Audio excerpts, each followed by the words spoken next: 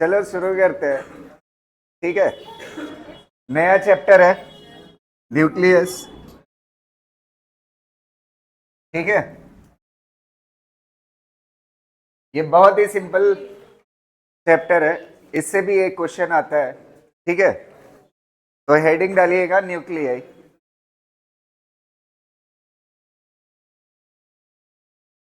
Nuclei.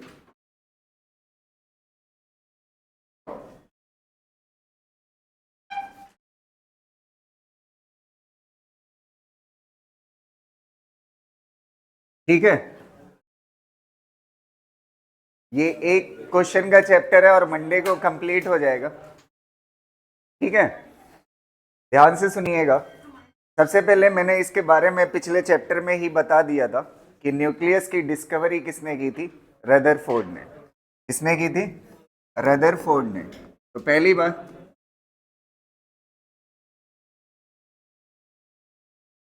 Rutherford ने इसके बारे में बताया था। ठीक है, तो न्यूक्लियस जो होता है, न्यूक्लियस कहते हैं किसे है? रदरफोर्ड ने इसके बारे में बता ही दिया था। जहां पे किसी एटम का मोस्टली मास क्या होता है? कंसंट्रेटेड होता है, उस जगह को क्या कहते हैं? न्यूक्लियस कहते हैं। तो न्यूक्लियस के चारों तरफ इलेक्ट्रॉन घूमता है। तो एटम के पास ज्यादातर मास कौन बनाता है? प्रोटॉन और न्यूट्रॉन बनाते हैं। तो प्रोटॉन और न्यूट्रॉन बनाते हैं, इलेक्ट्रॉन तो उसके चारों तरफ रहता है और उसका मास लगभग अगर नेग्लिजिबल मान लें तो पूरे एटम का मास कहाँ पे होता है? न्यूक्लियस में होता है। और बहुत ही छोटी सी वो जगह होती है। तो लिख लीजिए इसके बारे में एक लाइन छोटी सी। ये बात लिख लीजिए, डिस्कवरी किसने की थी? रदरफोर्ड ने की थी। ठीक है,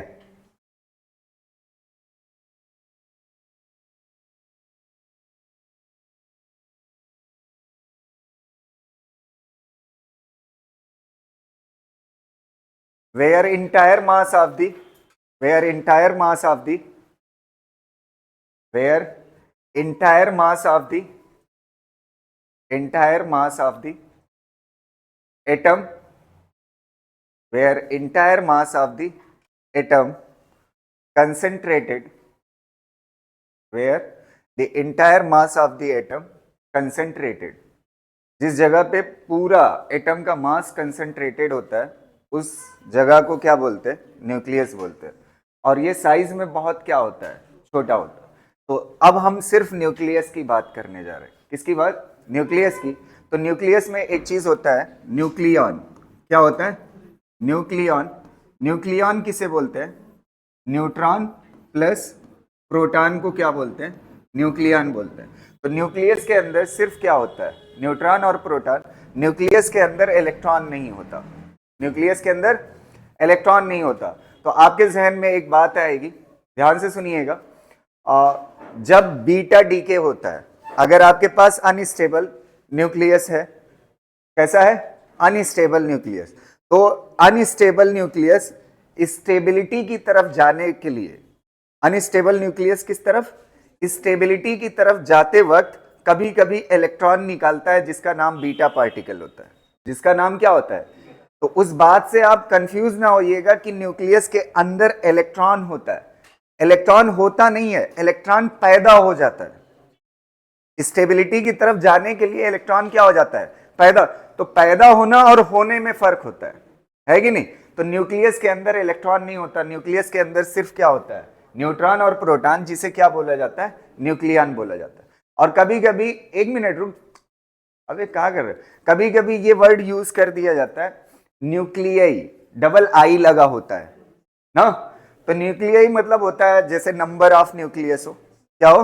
नंबर ऑफ न्यूक्लियस हो। तो ये वर्ड यूज होता है, तो इससे परेशान ना होइएगा। ये बात लिख लीजिए। फिर उसके बाद एक छोटा सा क्वेश्चन कर लेते हैं। न्यूक्लियन किससे बना होता है? न्यूक्लियन किसे कहते हैं? न्यूट्रॉन और प्रोटॉन को। न्यूक्लियस के अंदर सिर्फ न्यूट्रॉन और प्रोटॉन होता है। एक छोटा सा क्वेश्चन इस पे कर लेते हैं।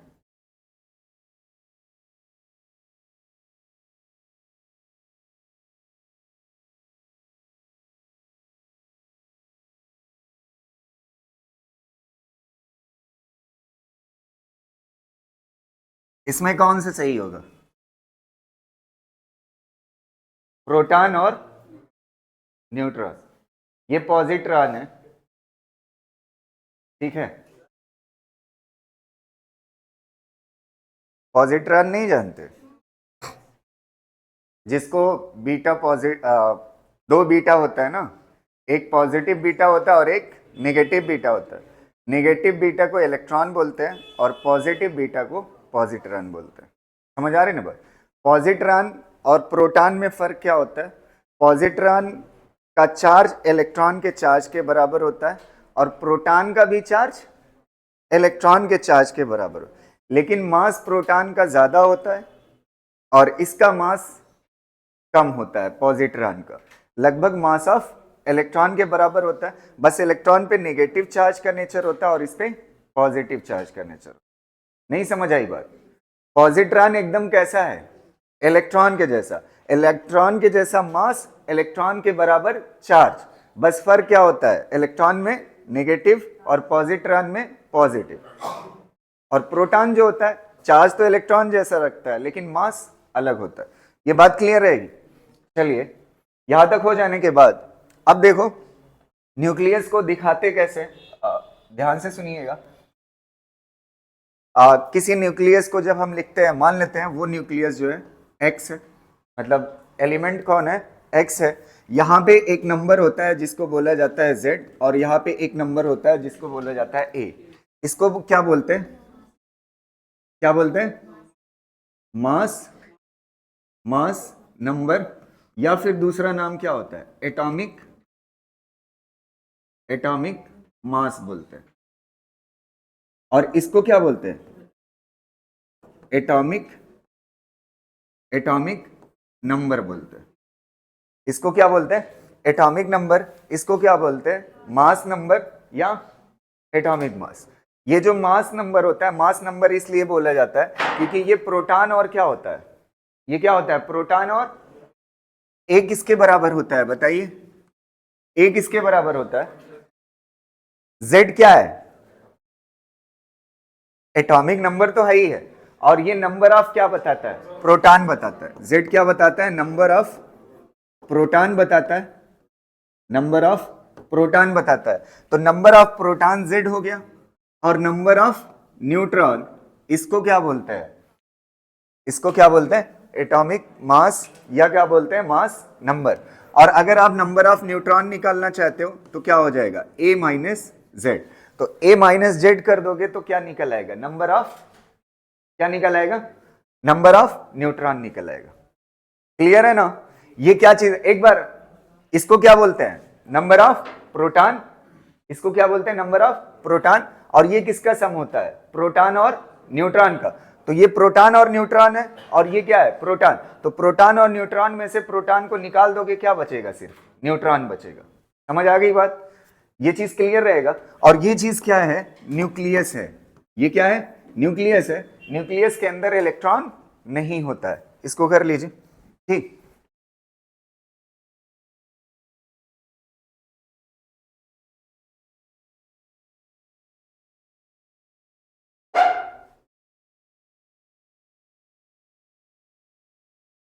यहां तक क्लियर है ना ये बात? एक मिनट, ये छोटी सी बात थी, ये हर किसी को पता होगा। ये जो Z क्या होता है? Number of proton.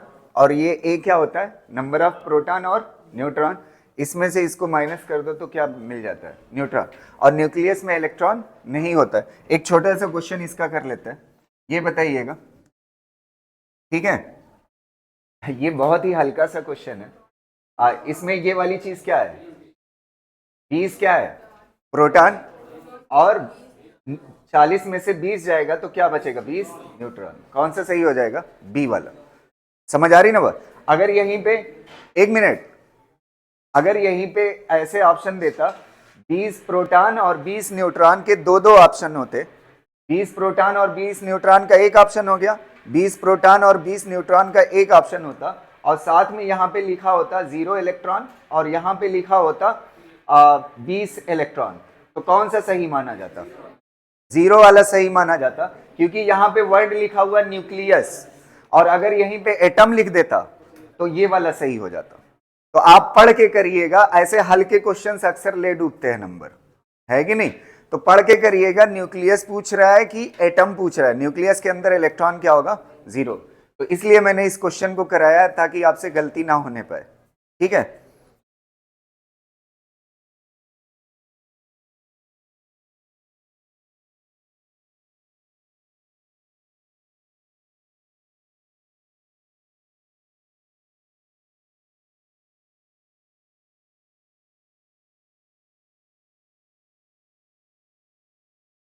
चलो अगला देखो, इसमें बता दो, ये भी रफ ही क्वेश्चन है, हल्का सा, ठीक है।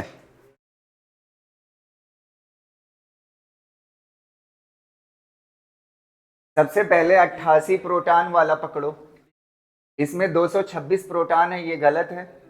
इसमें 138 प्रोटॉन है, ये भी गलत है। 88 प्रोटॉन वाला कौन सा है, ये। और 226 में से 88 घटाओगे तो कितना आएगा, 138 न्यूट्रॉन। तो कौन सा सही हो जाएगा, डी सही हो। समझ आ रही ना बात।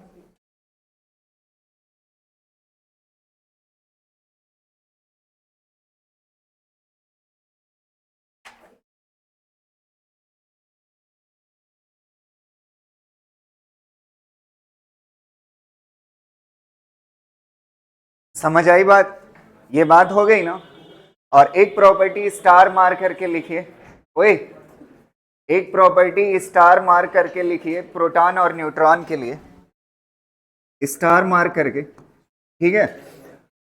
प्रोटॉन और न्यूट्रॉन को एक और नाम से बोला जाता है, फर्मियॉन्स नाम से। किस नाम से बोलते हैं, प्रोटॉन एंड न्यूट्रॉन, इनको बोला जाता है किस नाम से, फर्मियॉन्स, ठीक है। फर्मियॉन्स नाम से बोला जाता है। और ये जो फर्मियॉन्स होते हैं, ये केमिस्ट्री से रिलेटेड वर्ड है, मेरे ख्याल से आप जानते होंगे। फर्मियॉन्स जो होते हैं अक्सर पाउली एक्सक्लूसिव प्रिंसिपल को फॉलो करते हैं। समझ आ रही ना बात। फर्मियॉन्स किसको फॉलो करते हैं, पाउली एक्सक्लूसिव प्रिंसिपल को फॉलो करते हैं। ये स्टार मार करके लिख लीजिएगा, ठीक है।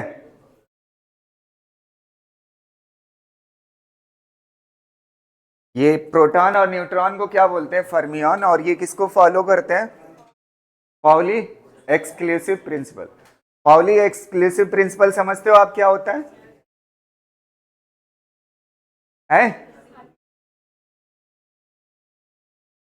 सिंपल वर्ड में अगर बोले तो दो प्रोटॉन या दो न्यूट्रॉन, दो प्रोटॉन या दो न्यूट्रॉन का क्वांटम स्टेट सेम नहीं होता है।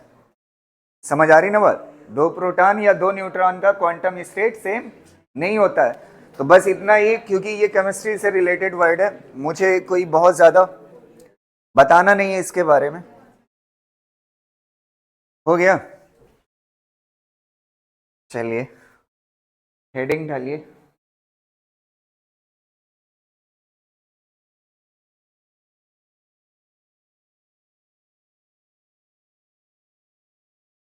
एवरेज एटॉमिक, असल में ना, एक मिनट, एवरेज एटॉमिक मास क्या होता है, जैसे क्लोरीन है, वही क्लोरीन है, तो क्लोरीन दो तरह के पाए जाते हैं नेचर में, एक 1735 वाला और एक दूसरा जो होता है, अरे लेकर आए,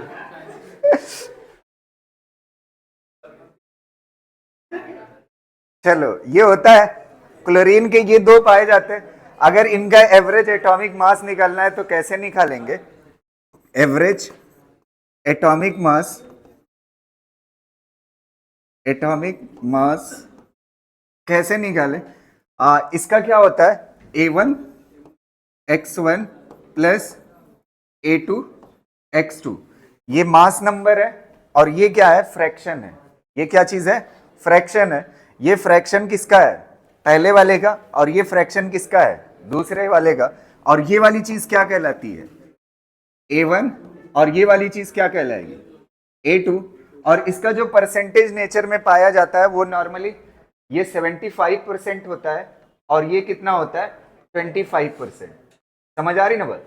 तो अब आप निकाल सकते हो ये कितना है, A1 कितना है, A1 कितना है 35, और X1 ये परसेंटेज है, फ्रैक्शन निकालने के लिए डिवाइड बाई क्या कर दोगे, 100, तो कितना हो जाएगा, 0.5। 75 और ये कितना हो जाएगा 37 इंटू कितना हो जाएगा 0.25, तो ये आ जाएगा आंसर। समझ आ रही ना? नेचर में दो तरह के क्लोरीन पाए जाते हैं, एक 35 वाला और एक है 37 वाला। समझ आ रहे? ये लगभग नेचर में 75% होता है और ये कितना होता है 25%।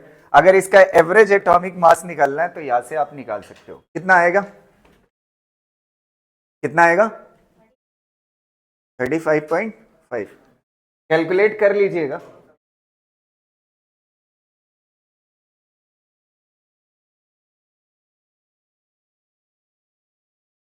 एक क्वेश्चन इसका उल्टा बनता है, उसको भी करा देता हूं मैं, जिसमें ये वाली चीज दी हुई हो और x1 और x2 पूछे। क्या पूछे? एवरेज एटॉमिक मास गिवन हो और x1 और x2 पूछे।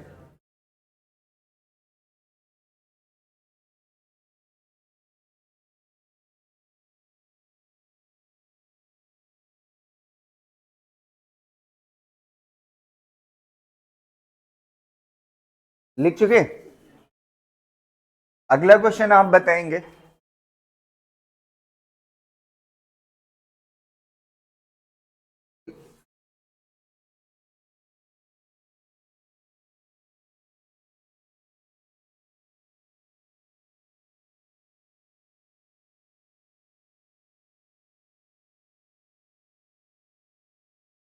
अच्छा ये बताइए, अगला क्वेश्चन करने के लिए ये वाला जो है 75% है ना, तो 75% ये है, तो ये वाला बचा कितना है 25% ना।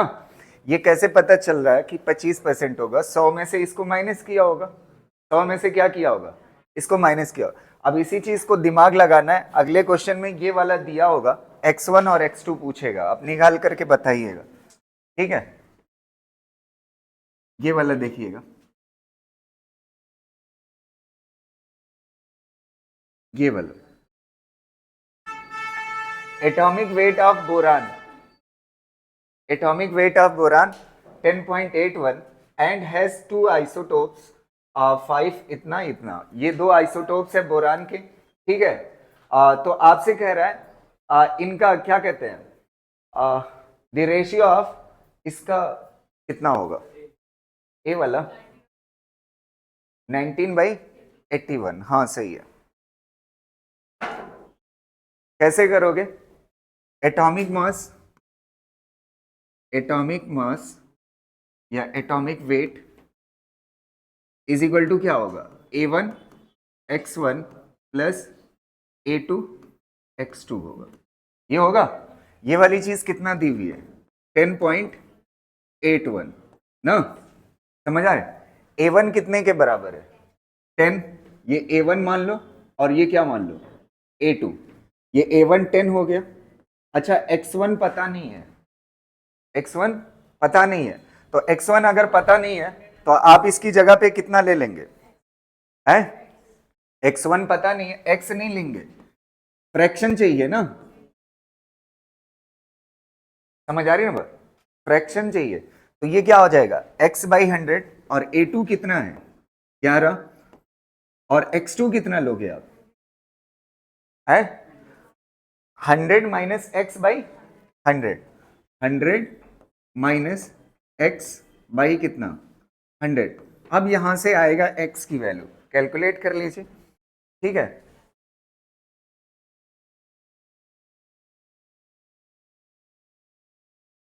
मैंने आपको बताया था ना, एक कितना था 75 तो दूसरा कितना था 25। कैसे पता चला था, 100 में से माइनस किया था, तो देखिए 100 माइनस एक्स कर दिया। समझ आ रही ना बात? और ये वाला कितना था x था, तो यहां से x की वैल्यू आएगी कितना 19 आएगी मेरे ख्याल। कितना आएगी 19। सॉल्व करिए, x की वैल्यू कितना आ जाएगी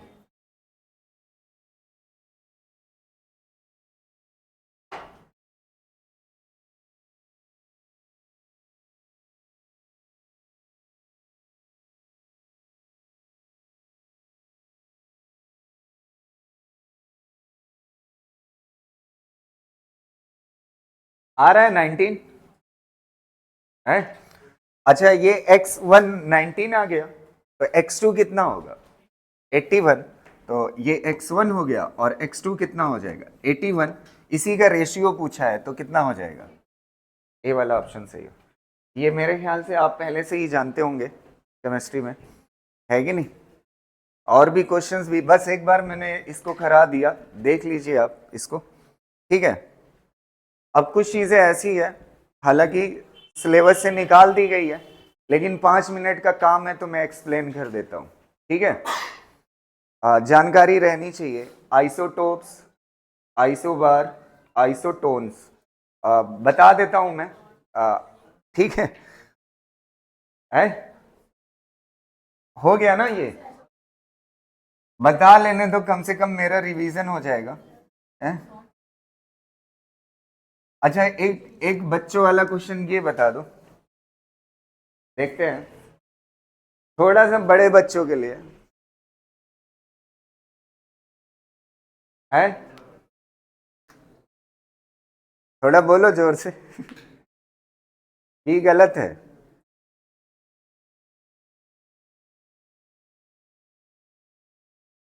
अच्छा ये बताओ, ये क्या है, इसमें प्रोटॉन का नंबर नहीं समझ आ रहा है, ये मास नंबर है और ये एटॉमिक नंबर, समझ आ रही ना बात। तो कौन सा सही होगा, some time more than some time equal, समझ आ रहे ना, तो कौन सा सही हो जाएगा, डी वाला सही होगा। बस एक ही तो खेल बिगाड़ देगा आपका हाँ वही मैं बता रहा हूं, सही कौन सा माना जाएगा, सम टाइम लिखा हुआ इसीलिए ना, है कि नहीं। हाँ तो कौन सा सही माना जाएगा, डी वाला, ठीक है। हाइड्रोजन में दिक्कत है, मास नंबर और एटॉमिक नंबर दोनों क्या होता है, सेम होता है, बाकी टाइम्स क्या होता है, जैसे हीलियम का ले लो 2He4, हीलियम का एटॉमिक नंबर 2 है और मास नंबर 4 है, ठीक है। हाँ हाँ पढ़ाऊंगा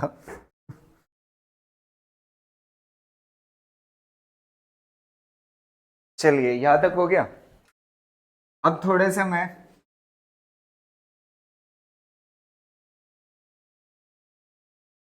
नहीं ये डेंसिटी के ऊपर है, चलो आइसोटोप, आइसोटोप्स, आइसोटोप्स किसे कहते हैं, जिसका Z क्या हो, Z कैसा हो, सेम हो, Z कैसा हो, सेम हो, और A कैसा हो, डिफरेंट हो।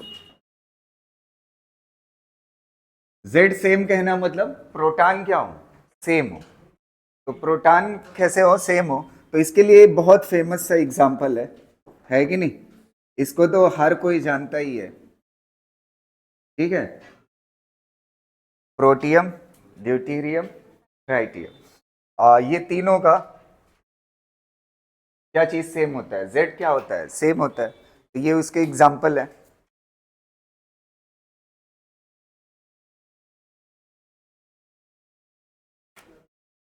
कार्बन भी होता है ना, कार्बन में कौन होता है, आइसोटोप 6 12, और एक कौन होता है 6 13 ना। इसमें ये वाला कैसा होता है, स्टेबल, और ये वाला कैसा होता है, अनस्टेबल होता है, समझ आ रही ना बात। ये वाला कैसा होता है, अनस्टेबल, और ये वाला कैसा होता है, स्टेबल होता है। इसी से तो उसकी 1 AMU की जो वैल्यू है, इसी से तो डिफाइंड है, क्योंकि ये स्टेबल है, इससे नहीं है क्योंकि ये अनस्टेबल, समझ आ रही ना बात। आज पूछूंगा, आज पढ़ाऊंगा, ठीक है। अभी वो आपको समझ आएगा मास डिफेक्ट क्या होता है, इसलिए पूछा। यहां तक क्लियर है ना, कर ले जाओगे। तो ये हो गया आइसोटोप्स। अब हेडिंग डाल लीजिए आइसोबार, बस ऐसे रफली पढ़ लेते हैं, कोई निकाल दिया है सिलेबस से, आइसोबार्स क्या होते हैं? आइसोबार में क्या होता है? ए क्या होता है? सेम। ए क्या होता है? सेम होता है। समझ आ रही ना बात? इसको क्या बोलते हैं? आइसोबार। अच्छा, कोई ऐसे ना, टॉप मतलब ऊपर, है कि नहीं? ऐसे मत रिलेट करना, समझ आए? आइसोटोप मतलब उसका क्या चीज सेम होगा? जेड सेम होगा आइसोटोप। और आइसोबार में क्या सेम होगा? ए सेम होगा। इसके लिए एग्जांपल आप लिख सकते हैं। समझ आ रही ना बात? आइसोटोप में ए सेम होगा और जेड कह सकते हो क्या होगा? डिफरेंट होगा। इसके लिए एक दो एग्जांपल देख लीजिए। एग्जांपल के लिए आप 1s3 और क्या 2He3 ना। इसमें क्या, अगर आप न्यूट्रॉन निकालो तो इसमें न्यूट्रॉन कितने हैं? 3 में से एक जाएगा, कितने हैं? 2। और इसमें न्यूट्रॉन कितने हैं? 1। तो आप कह सकते हो इसमें न्यूट्रॉन क्या होते हैं? डिफरेंट होते हैं। आइसोबार्स का मतलब क्या होता है? नंबर ऑफ न्यूट्रॉन क्या होंगे? डिफरेंट होंगे। समझ आ रही ना बात?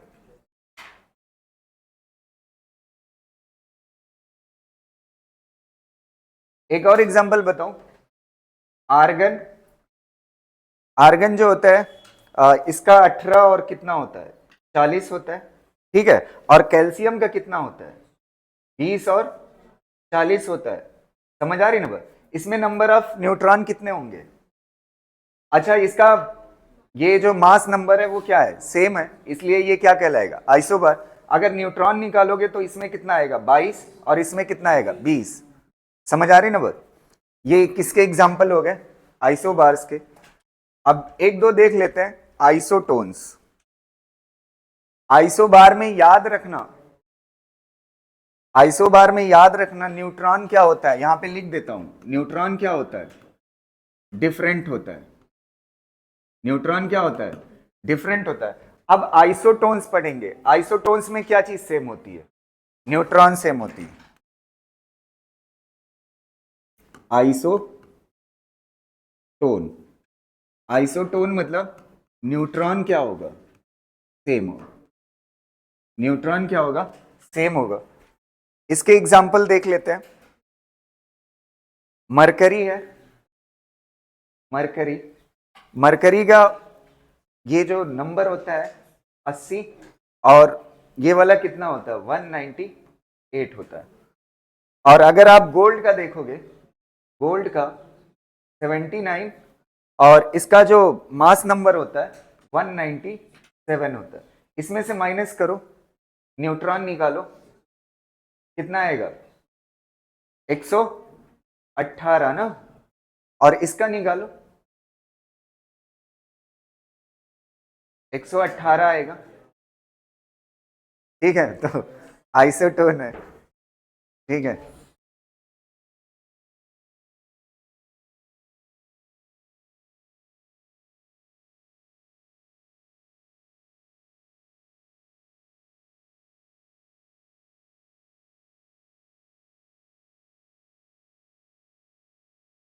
हो गया। हेडिंग डालिए। Neutron proton ratio.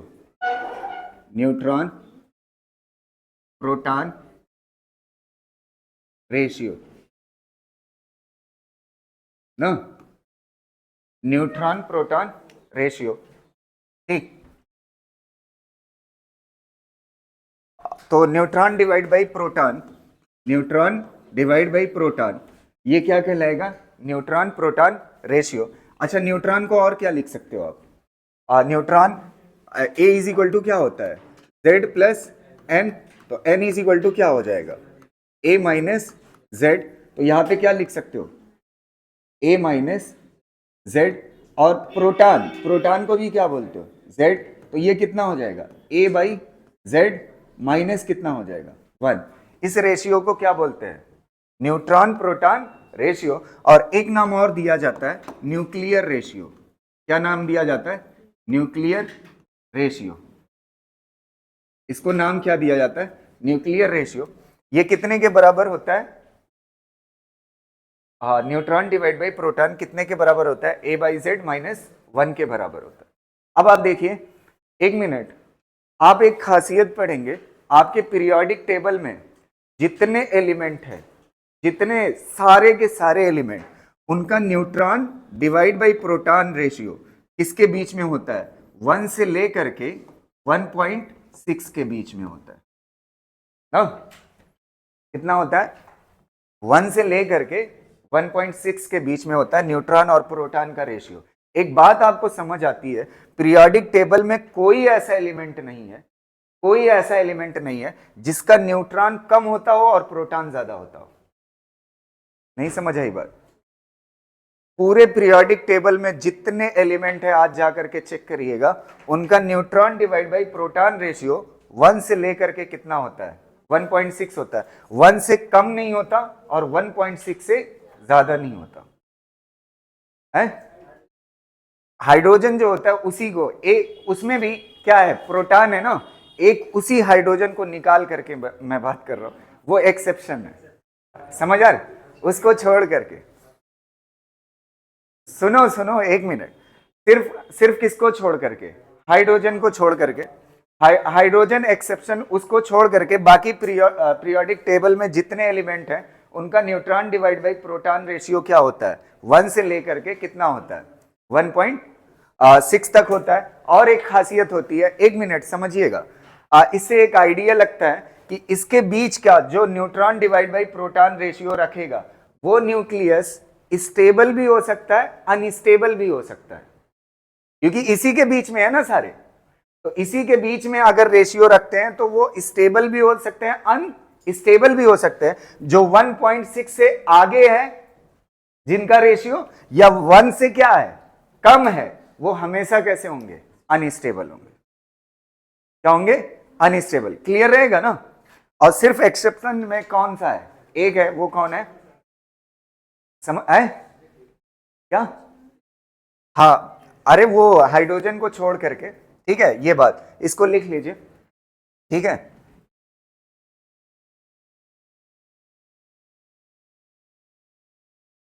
यहां पे जब आप लिखिएगा तो लिख लीजिएगा एक्सेप्ट हाइड्रोजन। अभी मैं ग्राफ में वो चीज बताऊंगा, ठीक है, इसका ग्राफ भी है।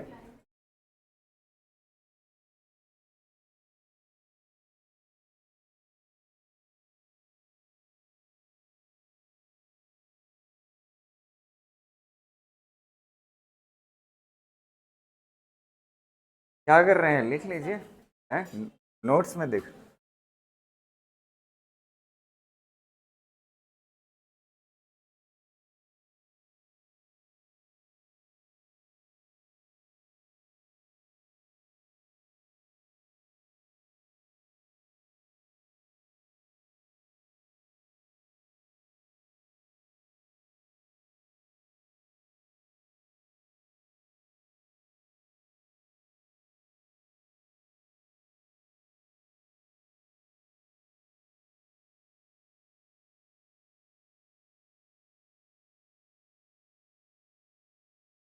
हो गया? एक ग्राफ बना लीजिए, नंबर ऑफ न्यूट्रॉन और नंबर ऑफ प्रोटॉन, इसका ग्राफ। एक मिनट, अच्छा ये बताओ, ये वाली लाइन 45 से पास हो रही है, ये एंगल कितना है? 45। ये वाली लाइन पे पीरियोडिक टेबल में बहुत सारे एलिमेंट है ना। एक मिनट रुको यार, ये न्यूट्रॉन और प्रोटॉन के बीच में ग्राफ है, लगभग एटॉमिक नंबर 20 तक नंबर ऑफ न्यूट्रॉन और नंबर ऑफ प्रोटॉन क्या होते हैं? सेम होते हैं, हाइड्रोजन को छोड़ करके। हाइड्रोजन इकलौता ऐसा है जिसके पास सिर्फ क्या होता है? प्रोटॉन होता है। अगर उसका ग्राफ बनाओगे तो उसके पास सिर्फ एक प्रोटॉन होता है, न्यूट्रॉन नहीं होता, तो उसकी पोजीशन यहां कहीं लाई करेगी। समझ आ रही ना? बाकी जितने एलिमेंट हैं या तो इस लाइन पे लाई करेंगे, या तो इसके किधर लाई करेंगे? ऊपर लाई करेंगे, इसके नीचे पॉसिबल नहीं होता। अच्छा, ये वाली लाइन अगर 45 डिग्री पे है, तो इस वाले लाइन पे अगर कोई भी एलिमेंट है तो उसका न्यूट्रॉन और प्रोटॉन क्या होगा? न्यूट्रॉन और प्रोटॉन क्या होगा? बराबर होगा। इसको Z से लिख देते हैं। अच्छा, इधर वाले N बड़ा होगा किससे? जेड से कोई एलिमेंट हाइड्रोजन को छोड़ करके इधर है? नहीं है। तो सारे के सारे एलिमेंट किधर लाई करते हैं? इधर लाई करते हैं। और इनका neutron divide by proton ratio कितना होता है? 1 से लेकर के 1.6 तक। अगर किसी का रेशियो डिसबैलेंस है तो वो कोशिश करेगा इस तरफ आने की। समझ आ रहे? और कैसे कोशिश करता है वो आप जानते ही होंगे, न्यूक्लियस डीके के थ्रू। समझ आ रही ना बात? अल्फा बीटा पार्टिकल निकाल करके या जैसे भी पॉसिबल है वो कोशिश करता है उसका रेशियो किसके बीच में आ जाए? 1 से लेकर के 1.6 के बीच। ये ग्राफ बना लीजिए, ठीक है।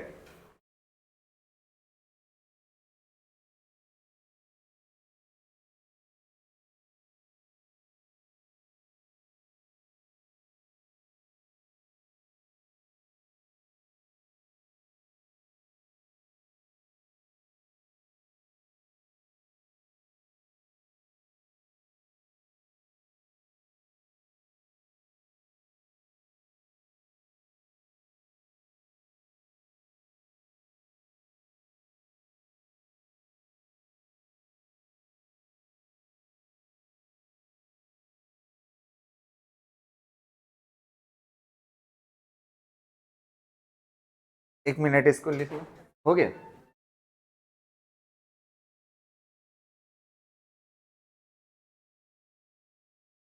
ये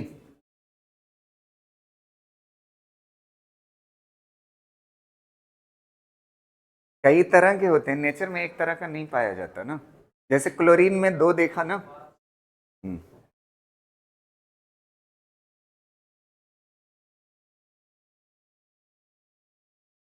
यहां तक हो गया।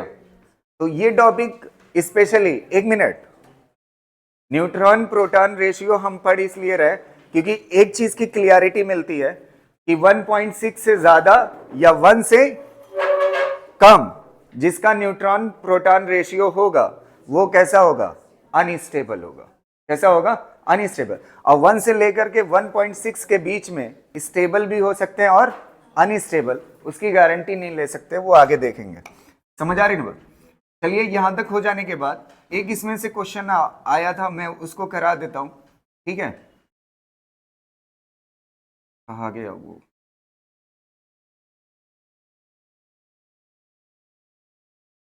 क्वेश्चन है नहीं क्या?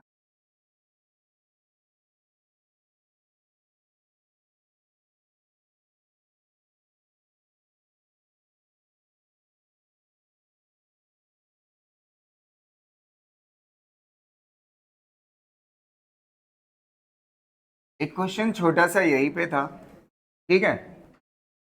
4 एलिमेंट थे, उसमें से पूछा था किसका न्यूक्लियर रेशियो ज्यादा होगा या किसका न्यूट्रॉन प्रोटॉन रेशियो ज्यादा होगा। तो मैं आपको क्वेश्चन, आप लिख लीजिए, मैं आपको ऐसे करा देता हूं, ठीक है।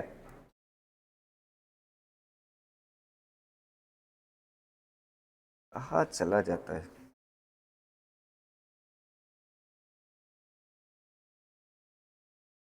हाँ एक मिनट लिखो। हम लोग में एकदम कमीने हो। क्वेश्चन लिखिए, which of the following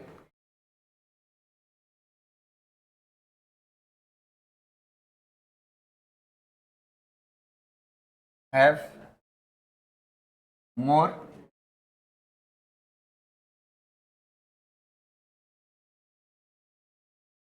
have higher neutron ratio. ये क्वेश्चन है। आई वही neutron proton ratio. Option A uranium 92 235। Option B oxygen 8 16। Option C helium 24। Option D iron 26 56। ये एकदम हल्का सा क्वेश्चन है, कौन सा सही होगा? पहला वाला ना, आप निकाल सकते हो, ठीक है। एक चीज आपको फार्मूला, आप एक मिनट, कुछ लोग ऐसा कर सकते हैं सॉल्व करते वक्त, ध्यान से देखिएगा। Neutron divide by proton. तो पहले आप क्या करोगे, न्यूट्रॉन डिवाइड बाई प्रोटॉन को क्या लिखते हो, जेड लिखते हो। तो यहां पे न्यूट्रॉन ये तो है नहीं, समझ। आपको पहले न्यूट्रॉन क्या करना पड़ेगा, निकालना पड़ेगा। क्या करना पड़ेगा, निकालना पड़ेगा। तो न्यूट्रॉन और प्रोटॉन से ना निकाल करके इससे निकाल लीजिए ना, a बाई जेड -1 होता है ना, a बाई जेड -1। तो ये a हो गया और ये क्या हो गया, z हो गया। जिसका a बाई जेड ज्यादा होगा उसका n बाई जेड क्या होगा, ज्यादा होगा। सिंपल सा। तो यहां से जल्दी से आ जाएगा आंसर। समझ आ रही ना बात, आपको न्यूट्रॉन निकालना नहीं पड़ेगा। तो जिसका a बाई जेड ज्यादा उसका n बाई जेड ज्यादा। समझ आए, तो ये वाला सही हो जाएगा। ठीक है,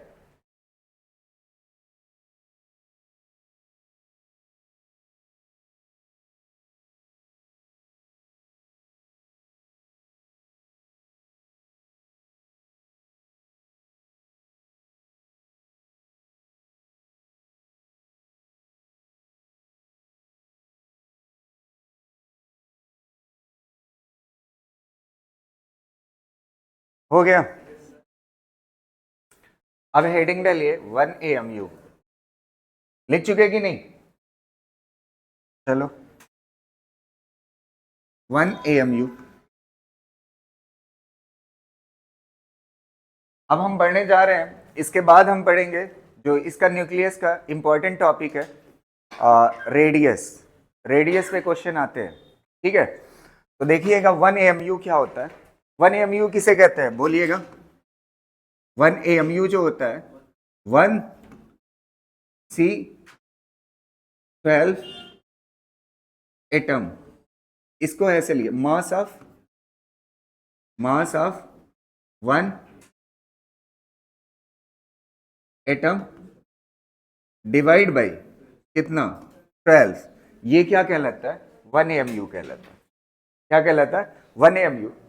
और इसकी वैल्यू अप्रॉक्स कितने के बराबर होती है, इसकी वैल्यू जो होती है 1.66 इंटू 10⁻⁻27 kg के बराबर ना। ओए नहीं, इसको समझो यार, है। एक चीज आपको समझ आएगा यहां से, 1 AMU ये है mass of 1 C12 atom divide by 12 is called as 1 AMU। समझ आ रही ना बात। और 1 AMU को जब आप केजी में बदलना चाहोगे तो इस तरह से होगा। समझ आ रही ना बात। अच्छा एक बात बताओ, मास ऑफ न्यूट्रॉन कितना होता है, मास ऑफ न्यूट्रॉन कितना होता है, 1.674 इंटू 10⁻⁻27 kg। यहां पे सुनिएगा एक चीज, इस चैप्टर की ओरिजिन आपको समझ आएगी क्या है, न्यूक्लियर क्यों पढ़ते हैं।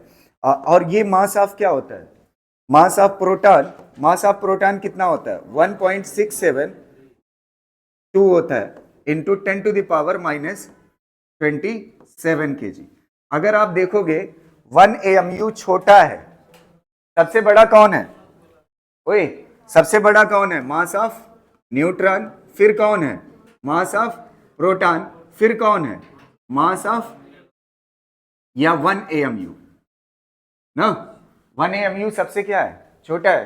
तो ये गजब की चीज नहीं हुई कि प्रोटॉन, ध्यान से सुनना, ये मास किसका है, ओए समझना इस चैप्टर को क्यों पढ़ रहा है, और सारी चीजें आपको फील आ जाएगी, इस चैप्टर की मीनिंग समझ आ जाएगी। ये 1 AMU है ना, तो 1 AMU ये वाली चीज क्या है बताइए, मास ऑफ, ये कौन है, कार्बन 12 एटम ना, इसमें कितने प्रोटॉन है, 6 प्रोटॉन और कितने न्यूट्रॉन है, 6 न्यूट्रॉन। ये इसी का तो एवरेज है, 6 प्रोटॉन और 6 न्यूट्रॉन के मास का ये क्या है, एवरेज। तो 6 प्रोटॉन और 6 न्यूट्रॉन के मास का एवरेज निकाला, तो एवरेज इन दोनों से कम हो गया, इन दोनों से क्या हो गया, कम हो गया। जैसे मान लेते हैं मेरा वजन मान लेते हैं 60 kg है, और किसी का वजन 65 kg है, तो इन दोनों का एवरेज मास कितना आएगा। अगर मेरा 60 है और किसी का 65 है, तो एवरेज वैल्यू 60 और 65 के बीच में आएगी।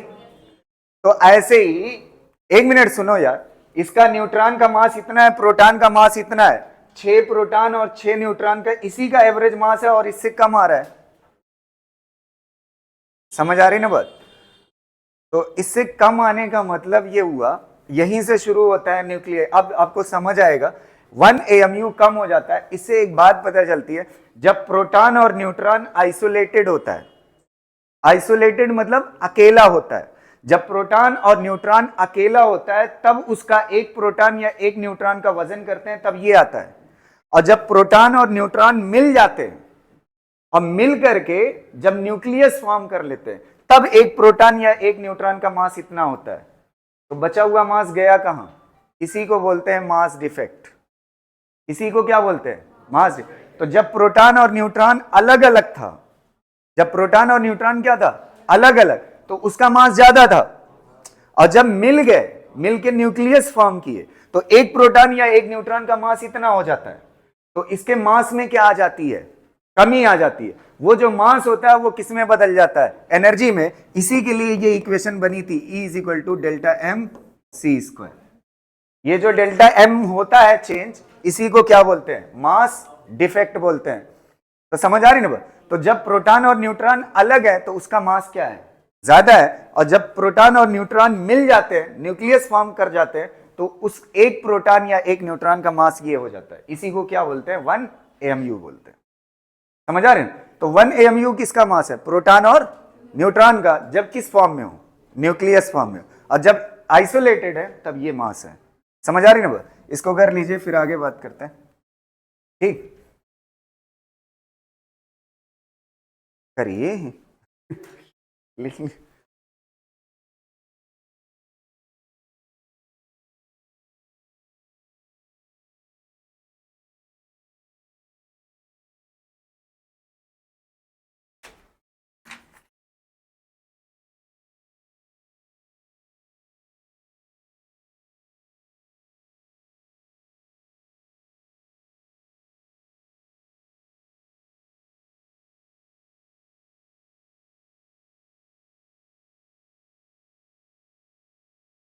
अभी मास डिफेक्ट पढ़ाऊंगा, अभी तो खाली आपको फील दिया है। अभी तो हमें पढ़ना है क्या? न्यूक्लियस डेंसिटी पढ़ना है। ठीक है? इसके बाद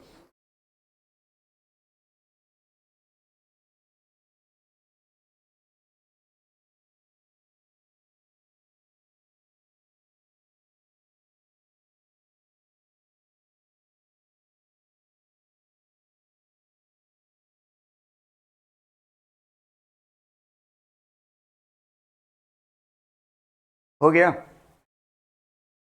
हो गया कि नहीं? ओए, लिख चुके ये बात? ठीक है। अब आपको ये बात समझ आएगी कि अगर मान लेते हैं ये कोई एलिमेंट है और ये Z है एटॉमिक नंबर, और ये क्या है? Mass number. ये एलिमेंट है। अब इस एलिमेंट का अगर मुझे मास लिखना हो तो आपको समझ आ रहा है, जब ये न्यूक्लियस है ना, ये क्या चीज है? न्यूक्लियस है। तो न्यूक्लियस के अंदर एक प्रोटॉन या एक न्यूट्रॉन का मास कितने के बराबर होता है? 1 AMU के बराबर होता है। कितने के बराबर होता है? ध्यान से सुनना, न्यूक्लियस के अंदर एक प्रोटॉन या एक न्यूट्रॉन का मास कितने के बराबर होता है? 1 AMU। तो अगर न्यूक्लियस का मास जानना चाहते हैं तो किससे मल्टीप्लाई करें? A से। किससे मल्टीप्लाई करें? नहीं समझ आया? ये एक प्रोटॉन या एक न्यूट्रॉन का मास, इतने प्रोटॉन और न्यूट्रॉन है तो इतने से मल्टीप्लाई कर दोगे तो मास ऑफ क्या आ जाएगा? न्यूक्लियस। मास ऑफ क्या आ जाएगा? न्यूक्लियस। तो मास ऑफ न्यूक्लियस अप्रोक्स जो होता है, ये कितने के बराबर आ जाता है? 1। इसको शॉर्टकट में लिखा होता है AU। ये कौन है? ए क्या है? ए क्या है? Mass number. और यू क्या होता है? Atomic mass unit. क्या होता है? Atomic mass unit. तो ये दोनों सेपरेट सेपरेट चीजें हैं। ये क्या है? AMU, atomic mass unit. समझ गए ना? तो इससे क्या पता चल जाएगा? Mass of nucleus. ये थ्योरेटिकल कैलकुलेशन है न्यूक्लियस के मास की। समझ आई बात?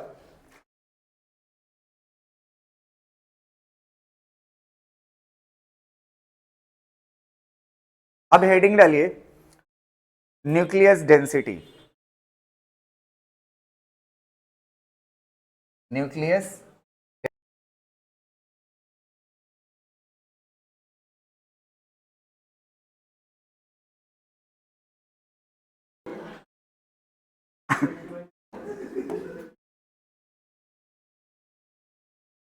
अरे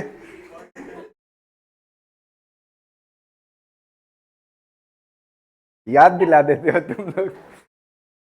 चलो देखो, न्यूक्लियस डेंसिटी, एक मिनट सुनो, ये इंपॉर्टेंट टॉपिक है। न्यूक्लियस डेंसिटी क्या होता है, अब आप समझिएगा। सबसे पहले मजाक नहीं अब देखो, वॉल्यूम ऑफ न्यूक्लियस जो होता है, volume of nucleus, volume of nucleus, nucleus जो डायरेक्टली प्रोपोर्शनल होता है किसके, वॉल्यूम ऑफ न्यूक्लियस जो डायरेक्टली प्रोपोर्शनल होता है वो होता है मास नंबर के। किसके? मास नंबर के। अब देखो यहां पे वॉल्यूम ऑफ न्यूक्लियस है, तो न्यूक्लियस को अगर हम स्फेरिकल मान ले, कैसा मान ले, स्फेरिकल, तो ये वॉल्यूम कितना हो जाएगा, 4/3 पाई आर क्यूब के बराबर हो जाएगा, और यहाँ पे डायरेक्टली प्रोपोर्शनल ए हो। अच्छा, प्रोपोर्शनलिटी हटा लेते हैं, तो यहाँ पे क्या आ जाएगा, के, और ये क्या हो जाएगा, ए हो जाएगा। समझ आ रहा? इसको पूरे को इधर कर लो, तो R cube is equal to क्या हो जाएगा, के, और ये 4 पाई किधर आ जाएगा, नीचे, और ये 3 किधर चला जाएगा, ऊपर, और कुछ बच रहा है, यहाँ पे क्या हो जाएगा, ए। अच्छा, इस 3 को उधर ले जाओ तो क्या हो जाएगा, सबकी पावर क्या हो जाएगा, 1/3, तो 3k डिवाइड बाई 4 पाई की पावर कितना हो जाएगा, 1/3, और ये कितना हो जाएगा, a की पावर 1/3। इसी को बोलते हैं आर नॉट, इसी को क्या बोलते हैं, आर नॉट। तो r इज इक्वल टू क्या हो जाएगा, आर नॉट, और a की पावर कितना हो जाएगा, 1/3 हो जाएगा। समझ आ रही ना? तो इससे क्या निकल आएगा, न्यूक्लियस की रेडियस निकल आएगी। क्या निकल आएगी, न्यूक्लियस की रेडियस। अब आप देखिए, न्यूक्लियस की रेडियस हमें पता है, और इससे पहले जो पढ़ा था न्यूक्लियस का मास पढ़ा था, तो आपको पता है न्यूक्लियस की डेंसिटी जो होगी वो रो इज इक्वल टू क्या होता है, मास डिवाइड बाई वॉल्यूम होता है। अभी न्यूक्लियस का मास पढ़ा था, तो न्यूक्लियस का मास क्या होता है, A इंटू 1 AMU ना, और शॉर्टकट में AU लिख सकते हो, कोई दिक्कत नहीं।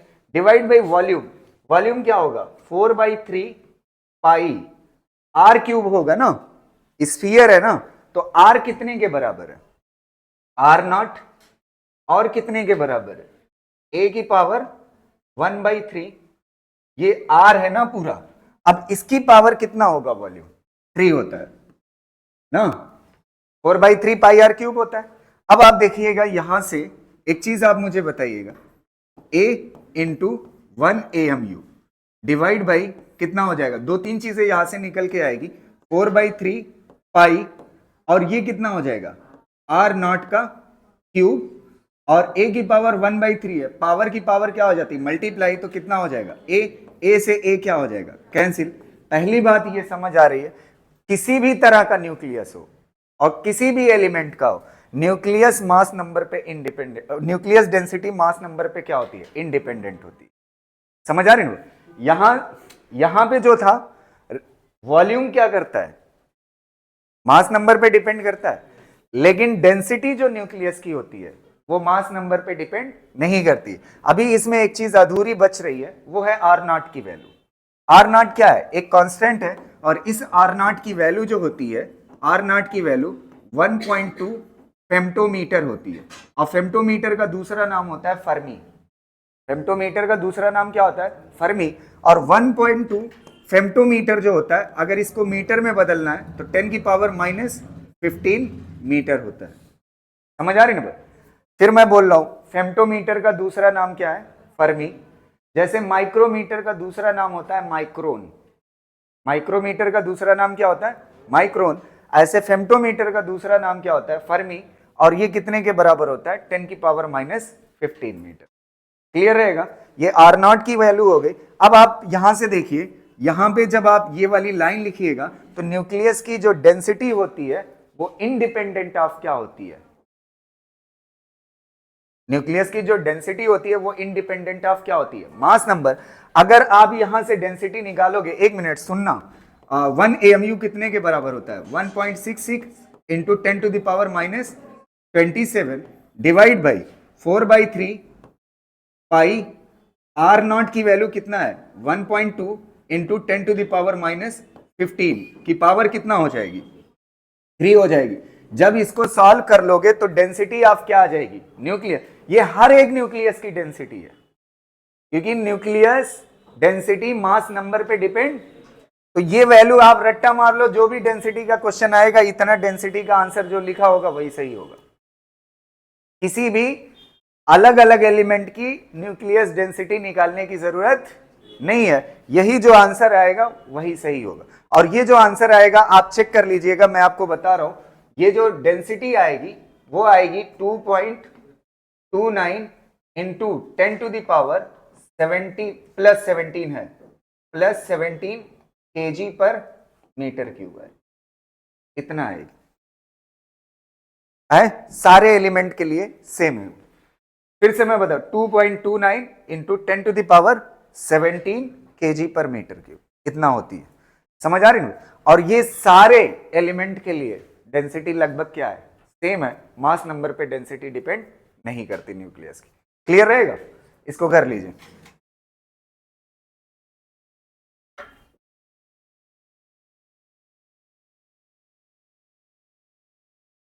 यहां पे लास्ट लाइन क्या लिखोगे, density of nucleus is independent of mass number. Density of nucleus is independent of mass number, ठीक।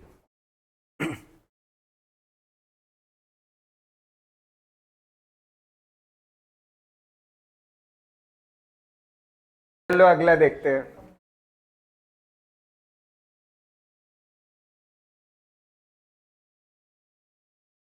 ये वाला क्वेश्चन बताइए, एक मिनट रुको, इसका आंसर बताइए।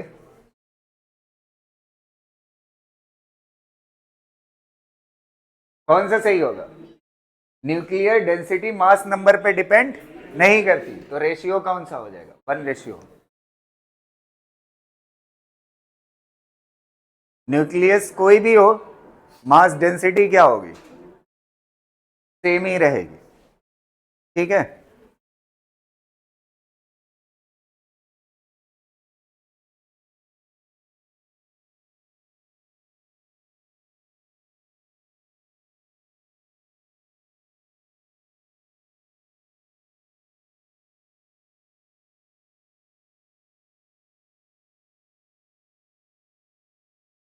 चलो यहां तक हो गया ना, अगला देखिएगा। चलिए नेक्स्ट क्वेश्चन करिए, ये वाला देखिए, बताइए।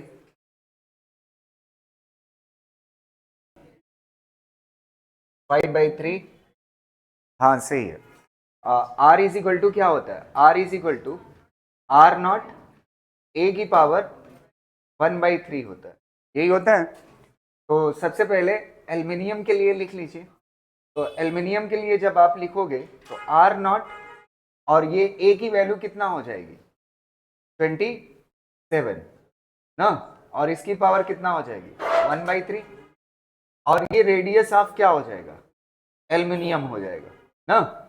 फिर उसके बाद दूसरा किसके लिए बोला है, किसके लिए, ये टेरिलियम क्या बोलते हैं टेरुलियम बोलते हैं ना इसको, हाँ जो भी है। ये आर नॉट हो जाएगा और इसका मास नंबर कितना है 125, तो ये 125 और इसकी पावर कितना हो जाएगा 1/3, ये रेडियस हो जाएगी इसकी।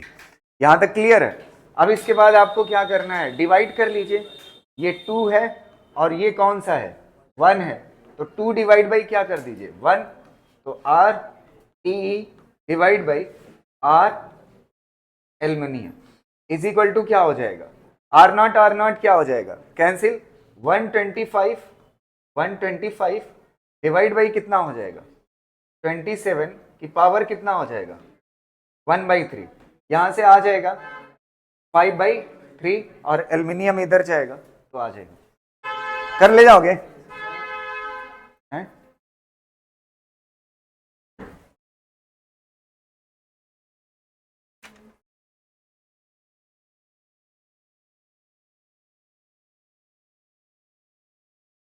यहां तक हो गया।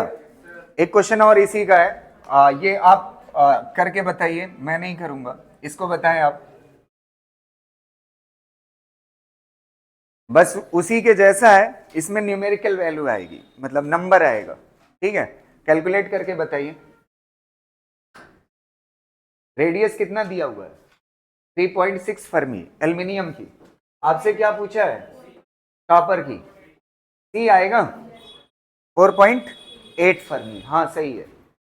कराना पड़ेगा या हो जाएगा? वही है, सिमिलर क्वेश्चन है।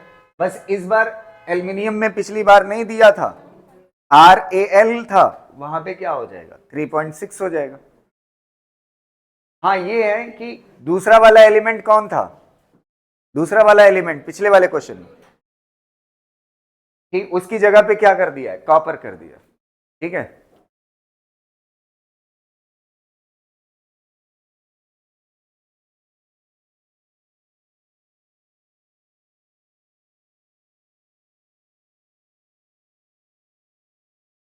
चलिए ये वाला देखिएगा।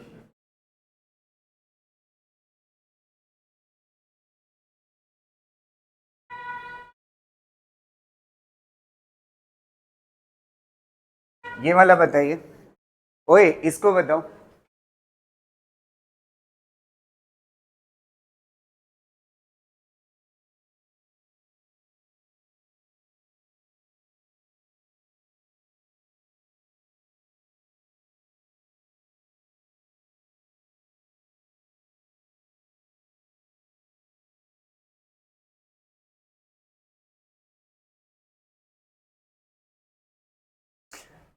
इसको दो तरीके से किया जा सकता है, ठीक।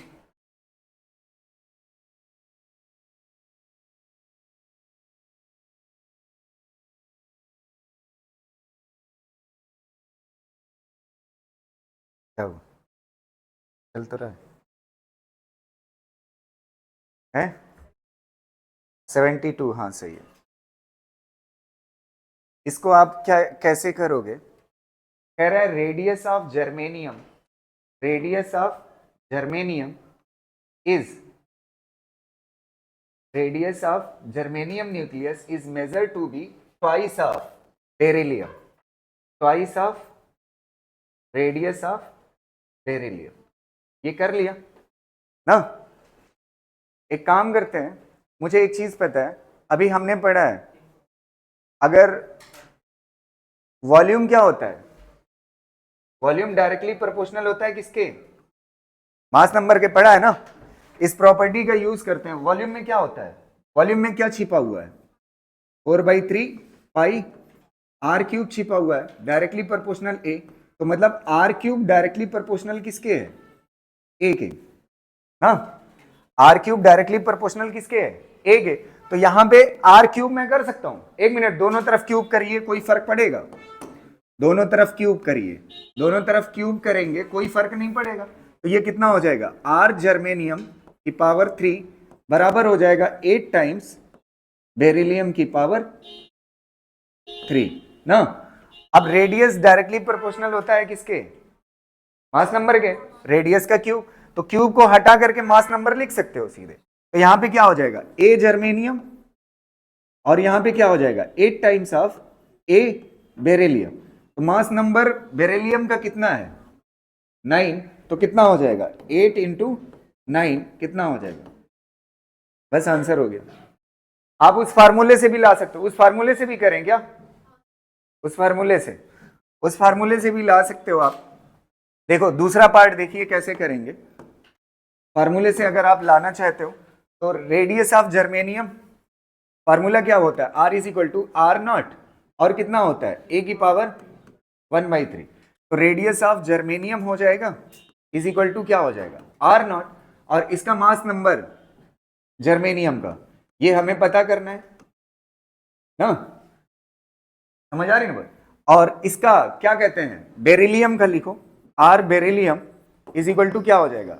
R0, और इसका मास नंबर कितने के बराबर है? 9 की पावर 1/3। डिवाइड कर लीजिए, R0 क्या हो जाएगा? कैंसिल। इसकी वैल्यू दे रखा है, R जर्मेनियम जो है वो 2 गुना है किससे? R beryllium. तो इसकी जगह पे क्या हो जाएगा?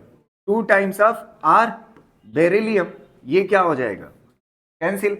अच्छा ये a/9 का क्या है, a/9 का 1/3 लिख सकते हो, और ये कितना हो जाएगा 2, 1/3 इधर आएगा तो कितना बन जाएगा 3, तो कितना हो जाएगा 2 की पावर 3, 2 की पावर 3 कितना हो जाएगा 8, और ये 9 आतोगे।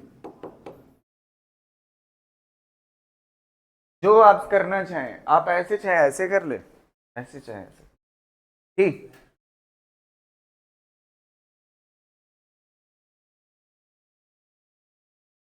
नहीं है, ये वाला बताइए, इसको ट्राई करिए।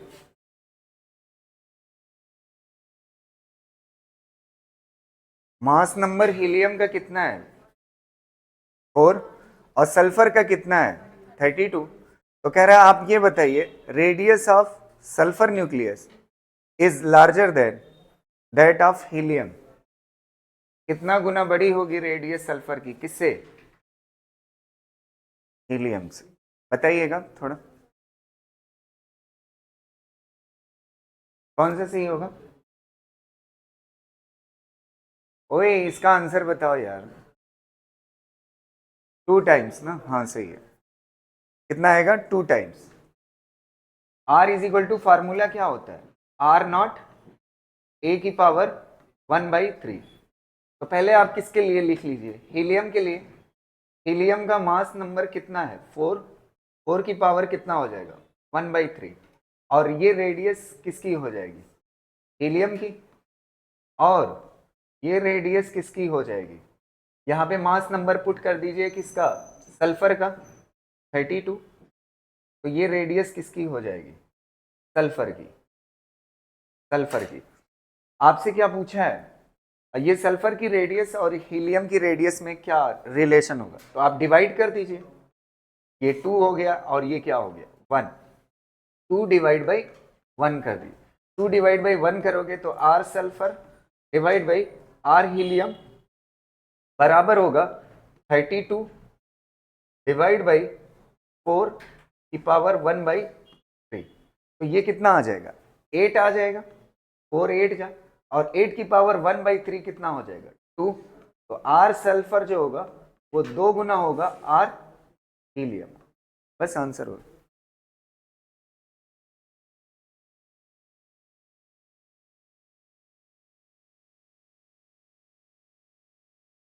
हो गया कि नहीं यार, बोल ही नहीं रहे हम। चलो अगला देखो, 1 मिनट सुनना, एक क्वेश्चन इस पे कराना है, क्वेश्चन ही मैं सीधा दिखाता हूं आपको, ठीक है। इसमें एक क्वेश्चन आपके होमवर्क के लिए मैं छोड़ रहा हूं,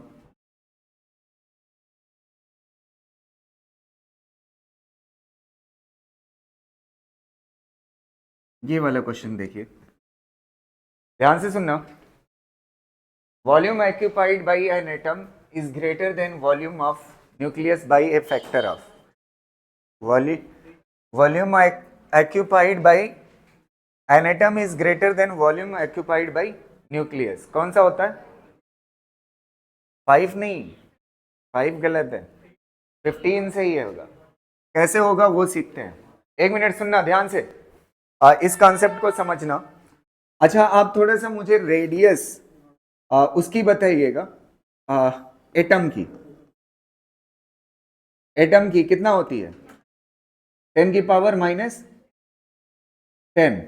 ना, 10 की पावर कितना होती है -10 होती है, और अप्रोक्स रेडियस न्यूक्लियस की कितना होती है, न्यूक्लियस की 10 की पावर कितना -15, इनको डिवाइड कर देते हैं, ये मीटर में होता है ना, तो मीटर मीटर क्या हो जाएगा कैंसिल, कितना आ जाएगा 10 की पावर 5। तो जो रेडियस एटम की होती है ना, एटम की वो बराबर होती है 10 की पावर 5 टाइम्स रेडियस किसके, न्यूक्लियस के ना। अब आप देखिए आपको क्या करना है, वॉल्यूम का चाहिए ना, तो वॉल्यूम के लिए आर की पावर कितना होता है 3 होता है, तो दोनों तरफ आर की पावर क्या कर दीजिए 3, तो ये कितना हो जाएगा आर एटम की पावर 3 बराबर हो जाएगा 10 की पावर 5 आर अच्छा 10 की पावर ये पूरा का 3 होगा ना, तो पूरा का 3 होगा तो कितना हो जाएगा, और r न्यूक्लियस की पावर 3, यहां तक हो जाएगा। अब इसके बाद दोनों तरफ क्या कर दीजिए, 4/3 पाई से मल्टीप्लाई इधर और 4/3 पाई से मल्टीप्लाई इधर, तो ये कितना हो जाएगा, वॉल्यूम ऑफ क्या, न्यूक्लियस, और ये कितना हो जाएगा, वॉल्यूम ऑफ एटम। सही हो जाएगा, समझ आ रही ना। हाँ भैया लगा हूं, अच्छा है यहाँ पे अभी बाहर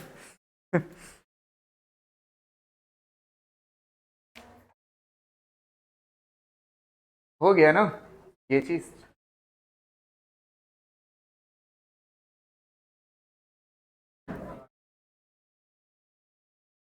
हेडिंग डालिए न्यूक्लियर फोर्स,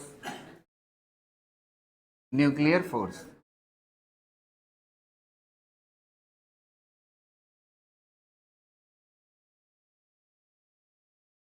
न्यूक्लियर फोर्स, एक क्वेश्चन इसमें होमवर्क के लिए बहुत छोटा सा है, वो कर लीजिएगा। न्यूक्लियर फोर्स, 1 मिनट सुनिएगा। ये ओवरऑल दुनिया में जो फोर्सेस माने जाते हैं वो 4 फोर्सेस माने जाते हैं। कितने, 4। पहला 2 हम पढ़ चुके हैं, एक ग्रेविटेशनल फोर्स, ग्रेविटेशनल फोर्स, और दूसरा जो होता है वो कौन होता है, इलेक्ट्रोमैग्नेटिक फोर्स।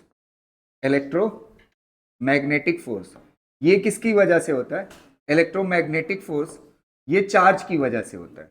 किसकी वजह से होता है, चार्जेस की वजह से। ग्रेविटेशनल फोर्स और इलेक्ट्रोमैग्नेटिक फोर्स।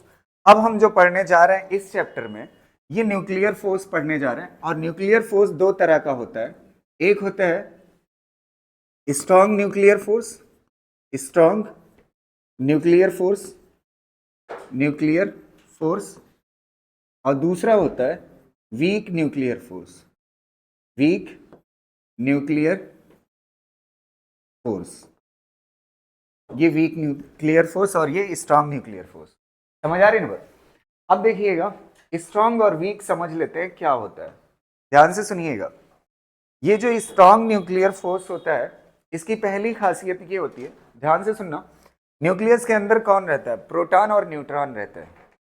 कौन कौन रहता है, प्रोटॉन और न्यूट्रॉन रहते हैं न्यूक्लियस के अंदर। प्रोटॉन और न्यूट्रॉन ये इस तरह से जो है मान लेते हैं, ये क्या है, प्रोटॉन है, और ये जो रेड कलर वाले हैं ये क्या है, न्यूट्रॉन है। तो ये जो फोर्स होता है ये प्रोटॉन के बीच में लगता है, न्यूक्लियर फोर्स प्रोटॉन न्यूट्रॉन के बीच में लगता है, और न्यूट्रॉन के 3 कॉम्बिनेशन बन सकता है ना, प्रोटॉन प्रोटॉन, न्यूट्रॉन न्यूट्रॉन, और न्यूट्रॉन प्रोटॉन, ये तीनों के बीच में न्यूक्लियर फोर्स लगता है। समझ आ रही ना बात। और एक चीज ऐसी है कि ये तीनों, चाहे फोर्स प्रोटॉन प्रोटॉन के बीच में हो, चाहे फोर्स प्रोटॉन न्यूट्रॉन के बीच में हो, और चाहे फोर्स न्यूट्रॉन न्यूट्रॉन के बीच में हो, इन तीनों की वैल्यू क्या होती है, सेम होती है। मतलब कोई भेदभाव नहीं करता न्यूक्लियर फोर्स की, इनके पास चार्ज है इनके पास चार्ज नहीं है, ये कैसा लगता है, सेम लगता है, पहली चीज। और दूसरी चीज क्या है कि देखिए, ये मान लेते हैं रेड कलर वाला पॉजिटिव चार्ज है, तो ये एक दूसरे को क्या करते हैं, रिपेल करते हैं। तो रिपेल करते हैं, तो आपने ये पढ़ा है as compare to gravitational force, electrostatic force बहुत ज्यादा डोमिनेंस होता है। और अगर बहुत ज्यादा डोमिनेंस होता है तो इसको टूट जाना चाहिए, क्या हो जाना चाहिए, टूट जाना चाहिए, लेकिन ये टूटता नहीं है। समझ आए, टूटता नहीं है, तो इससे पता चलता है, फील आता है हमें कि कोई ना कोई फोर्स है जो इन सब को क्या कर रखा है, जोड़े रखा है। इसी को क्या बोलते हैं, न्यूक्लियर फोर्स। और इसका दूसरा नाम होता है, ये बहुत ही शॉर्ट रेंज में होता है, लगभग 1 फर्मी की दूरी में लगता है। कितनी, 1 फर्मी की दूरी में, इसलिए इसको एक और नाम दिया जाता है। कैसा रेंज होता है, शॉर्ट रेंज फोर्स होता है। कैसा होता है, शॉर्ट रेंज फोर्स होता है। समझ आ रहे हैं। और इसकी कोई बाउंड्री नहीं होती। ये जो प्रोटॉन और न्यूट्रॉन है ना, ये जो बाउंड्री मैंने बनाया, ये वॉल नहीं होती, ये प्रोटॉन और न्यूट्रॉन ही जहां तक है वहीं तक इसकी बाउंड्री मानी जाती। समझ आई बात। अब देखिए एक दिक्कत समझना ध्यान से, प्रोटॉन प्रोटॉन पे, न्यूट्रॉन प्रोटॉन के बीच और न्यूट्रॉन न्यूट्रॉन के बीच न्यूक्लियर फोर्स क्या होता है? सेम होता है। समझ आ रही ना बात? अब अगली बात सुनिएगा, इसमें एक इंपॉर्टेंट बात। अच्छा ये बताओ, जैसे अगर मैं नेट फोर्स की बात करूं, किसकी बात करूं? नेट फोर्स की। ये कौन सा फोर्स था? Nuclear force. तो न्यूक्लियर फोर्स आपस में तीनों के क्या होते हैं? बराबर होते हैं। लेकिन अगर नेट फोर्स की बात करूंगा तो नेट फोर्स तीनों कॉम्बिनेशन के बराबर नहीं होते। इसको समझिएगा कैसे। जैसे न्यूट्रॉन न्यूट्रॉन है तो ये न्यूट्रल है, तो अगर ये न्यूट्रल है तो न्यूट्रल के बीच में इलेक्ट्रोस्टैटिक नहीं लगता। अगर इलेक्ट्रोस्टैटिक नहीं लगता तो सिर्फ कौन सा लगेगा? न्यूक्लियर लगेगा। सिर्फ कौन सा लगेगा? न्यूक्लियर। तो अब आप देखिएगा, अगर सिर्फ न्यूट्रॉन न्यूट्रॉन है तो इसमें सिर्फ कौन सा होगा? न्यूक्लियर।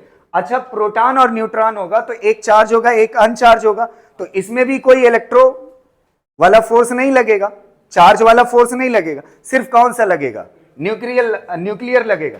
तो ये भी दोनों आपस में क्या होंगे? बराबर। लेकिन प्रोटॉन प्रोटॉन पे क्या होता है? चार्ज होता है। तो न्यूक्लियर फोर्स कैसा है? अट्रैक्टिव नेचर का। न्यूक्लियर फोर्स कैसा है? इनको बांध के रखा है। तो बांध के रखा हुआ है, अगर इनको बांध के रखा हुआ है तो जाहिर सी बात है ये इलेक्ट्रोस्टैटिक फोर्स इसको क्या पैदा करेगा? रिपल्शन। तो कुछ ना कुछ क्या हो जाएगा? कम हो जाएगा। तो ये वाला जो प्रोटॉन प्रोटॉन का नेट फोर्स होता है, अगर एफ नेट, इसको स्मॉल से लिख देते हैं, एफ पी पी का जो होता है वो क्या होता है? क्या होता है? छोटा होता है। किससे? एफ प्रोटॉन न्यूट्रॉन और किससे? ये दोनों आपस में क्या होंगे? बराबर। F neutron neutron. अब एक गलत फहमी आपको हो सकती है और क्वेश्चन आपसे गलत हो सकता है, थ्योरेटिकल। न्यूक्लियर फोर्स जो होता है वो नॉर्मली अट्रैक्टिव होता है। नॉर्मली कैसा होता है? अट्रैक्टिव होता है। लेकिन अगर प्रोटॉन और न्यूट्रॉन, एक तो वैसे ही फर्मी है, फर्मी मतलब 10⁻⁻15 न्यूक्लियस की साइज, उसी के अंदर प्रोटॉन और न्यूट्रॉन सब हैं। तो क्या होता है, इसको ऐसे याद रखिएगा, जैसे प्रोटॉन और न्यूट्रॉन को या न्यूट्रॉन न्यूट्रॉन को, किसी को भी, दो न्यूक्लियन को करीब लाइए तो ये अट्रैक्शन लगाता जाता है, अट्रैक्शन लगता जाता है, लेकिन एक रेंज के बाद सैचुरेशन आ जाती है। उसके बाद अगर और करीब बढ़ाओगे तो फिर रिपल्शन स्टार्ट हो जाता है। जैसे इसको एग्जांपल के तौर पे समझ लीजिए, जैसे कोई है जो आपको अच्छा लगता है, 4 दिन चाय पिलाए पिलाए पिलाए, अब लगातार धीरे धीरे महंगी महंगी की एक्सपेक्टेशन करने लगे तो क्या होगा? मान लेते हैं चाय की दुकान पे आप खड़े हैं, कोई दोस्त एक दिन मिला एक बार चाय पिला दोगे, 2 दिन मिला 2 बार पिला, लेकिन तीसरी बार क्या होगा ना? तो ऐसे ही करीबी बहुत ज्यादा अच्छी नहीं है इसके लिए। तो जब बहुत करीब हो जाता है तो क्या हो जाता है? 1 मिनट सुनो यार, थ्योरेटिकल क्वेश्चन अभी करा रहा हूं। तो न्यूक्लियस के अंदर क्या होता है? एक रेंज तक क्या है? अट्रैक्शन है, उसके बाद क्या हो जाता है? रिपल्शन। तो न्यूक्लियर फोर्स सिर्फ अट्रैक्टिव टाइप का फोर्स नहीं है, उसमें रिपल्सिव भी नेचर होता है। और तीसरी बात सुनिएगा, एक और इंपॉर्टेंट, न्यूक्लियर फोर्स जो है, ये जो न्यूक्लियर फोर्स है, अच्छा ये बताओ, प्रोटॉन प्रोटॉन के बीच में, प्रोटॉन न्यूट्रॉन के बीच में, न्यूट्रॉन न्यूट्रॉन के बीच में क्या है? सेम है। तो इससे पता चलता है न्यूक्लियर फोर्स चार्ज पे डिपेंड नहीं करता है। समझ आ रही ना बात? न्यूक्लियर फोर्स चार्ज पे डिपेंड, अगर चार्ज पे डिपेंड करता तो तीनों का क्या होता? अलग अलग हो सकता था। तो न्यूक्लियर फोर्स चार्ज पे डिपेंड नहीं करता। अच्छा इसको क्या बोलते हैं? Strong nuclear. अच्छा ये न्यूक्लियर फोर्स जो होता है ये किसके बीच में होता है? न्यूक्लियॉन्स के बीच में। किसके बीच में होता है? न्यूक्लियॉन्स के बीच में। एक यहां बोर्ड पे लिखा हुआ है weak nuclear force. Weak nuclear force समझिएगा किसे कहते हैं। वीक न्यूक्लियर फोर्स जो होता है, जैसे न्यूट्रॉन है, कौन है? न्यूट्रॉन है मान लेते हैं। ये जो न्यूट्रॉन है ना, 1 मिनट सुनना, ये जानते हैं कब होता है? जब कोई अनस्टेबल न्यूक्लियस हो। क्या हो? अनस्टेबल न्यूक्लियस हो। तो अनस्टेबल न्यूक्लियस क्या करता है? अल्फा और बीटा निकालता है। क्या करता है? रेडियो एक्टिविटी है नहीं, बस खाली आपको फील के लिए बता रहा हूं, ध्यान से सुनना। जब बीटा डीके होता है ना, तो बीटा डीके के दौरान, बीटा डीके का मतलब आप समझिए, उसका मतलब होता है इलेक्ट्रॉन निकलना। क्या निकलना? इलेक्ट्रॉन निकलना। ये इसी को क्या बोलते हैं? बीटा माइनस बीटा बोलते हैं। ध्यान से सुनना। तो अनस्टेबल न्यूक्लियस जब स्टेबिलिटी की तरफ जाता है तो उसके न्यूट्रॉन्स क्या होते हैं? जैसे वो पॉपकॉर्न नहीं होता, फूटता है, तो इसके फूटने से क्या निकलता है? एक इलेक्ट्रॉन निकलता है और एक क्या निकलता है? प्रोटॉन निकलता है, और एक निकलता है एंटी न्यूट्रिनो। क्या निकलता है? Anti neutrino. एक मिनट समझना ध्यान से, एक मिनट के लिए सुन लो। ये जो न्यूट्रॉन है ना, अच्छा ये बताओ, ये इलेक्ट्रॉन, प्रोटॉन, एंटी न्यूट्रिनो, ये जो तीनों निकले हैं किससे निकले हैं? न्यूट्रॉन के टूट। इसको तोड़ा कौन है?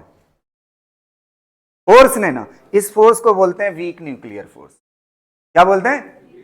अब आप सुनिए, neutron neutron, proton neutron, proton proton के बीच में, न्यूक्लियॉन्स के बीच में जो फोर्स होता है उसे क्या बोलते हैं? न्यूक्लियस के अंदर क्या बोलते हैं? Strong nucleus force. और जो न्यूट्रॉन के अंदर या इलेक्ट्रॉन के अंदर या प्रोटॉन के अंदर जो फोर्स लगता है उसे क्या बोलते हैं? Weak nuclear force.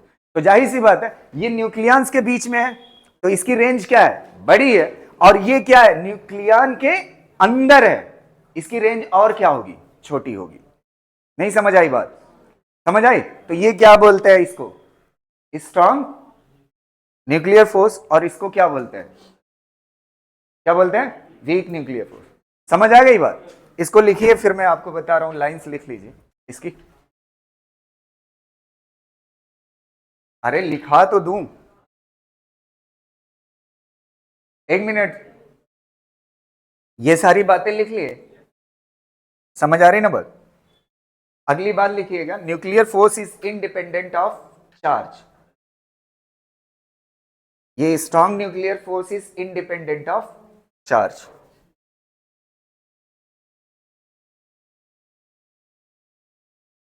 Strong nuclear force is independent of charge.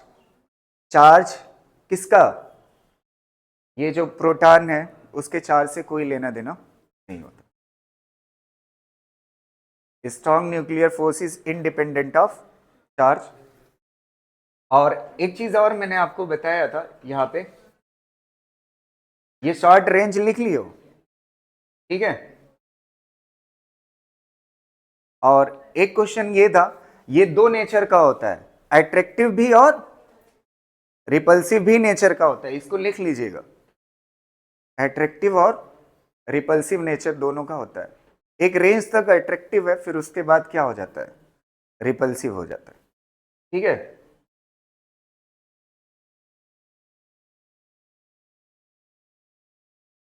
Weak nuclear समझ आया? ये किसके अंदर हो सकता है? न्यूट्रॉन, प्रोटॉन, इलेक्ट्रॉन, तीनों अगर ये टूटते हैं आप खुद से, तो उसको क्या बोलते हैं? जिस फोर्स की वजह से टूटते हैं उसे क्या बोलते हैं? Weak nuclear force. समझ आ रही ना बात?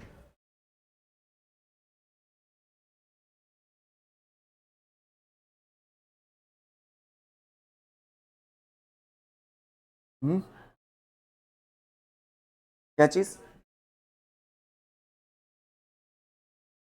वीक न्यूक्लियर फोर्स जो होता है वो न्यूक्लियन के टूटने से होता है।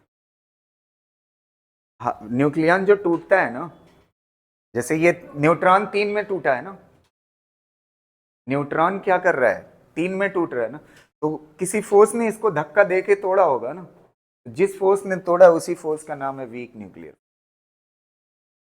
नहीं, इलेक्ट्रॉन भी टूट सकता है, वो हमारे सिलेबस में है नहीं इसलिए नहीं पढ़ा रहा हूं मैं, खाली जस्ट इंट्रोडक्शन दे दिया। ये रेडियो एक्टिव डीके का पार्ट है। समझ आ रही ना बात? बस आप जानते रहो।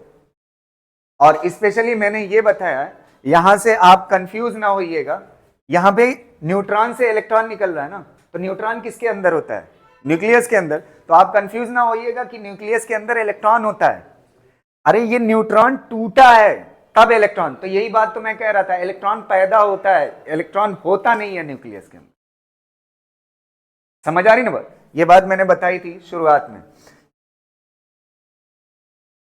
बस बस तुम्हारा थैंक यू हो जाए।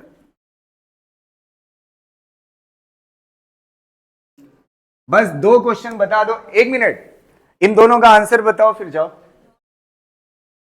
जल्दी पढ़ो। अच्छा, स्ट्रॉन्ग न्यूक्लियर फोर्स जो है ना वो सबसे ताकतवर फोर्स है। फिर उसके बाद कौन सा होता है? इलेक्ट्रोस्टैटिक। फिर उसके बाद कौन होता है? ग्रेविटेशनल। सबसे ताकतवर कौन है? Strong nuclear force. अब आप देखिए, which of the following statement is not true? पहला वाला, they are stronger than Coulomb force. Nuclear force stronger than होता है ना, न्यूक्लियर फोर्स स्ट्रॉन्गर देन क्या होता है? Coulomb force. ये बात क्या है? सही है।